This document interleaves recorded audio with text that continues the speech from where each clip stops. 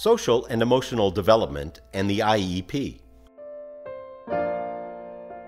Well, social emotional development is something that's supposed to be part of the IEP for students with disabilities, and so it shouldn't be difficult to have services aimed at developing those social relationship skills included in an IEP. Sometimes you have to be able to build on that evaluation. What the evaluation shows are the needs of the student.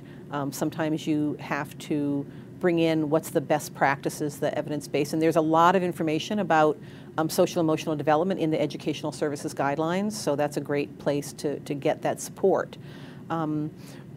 There's also the requirement that students with disabilities have the opportunity to interact with their non-disabled peers for this very reason, to be able to develop those relationships, not just to have friends, but also the students without disabilities are going to be the employers, landlords, the people who run the library. They're going to be the adults in the community that are running a lot of the community service systems and doing the things that students with disabilities are going to have to be able to access as adults.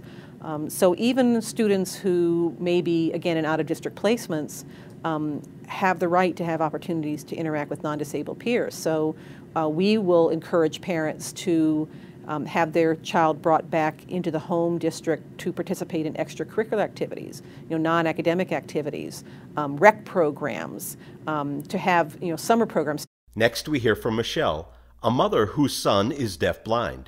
She recounts the value of the educational service guidelines and the companion materials when seeking appropriate services for her son. Just knowing your rights and making people aware that you know your rights is such a powerful tool, and it doesn't mean everything has to be an argument or a threat, but you do have to be informed. Students with deafblindness are likely to be eligible for extended school year services. Those don't always have to be provided in a special education classroom. You can have extended school year services that are provided in a summer program that's for all children, and you can have supports to help the student with deafblindness develop those relationships and friendships and those social skills.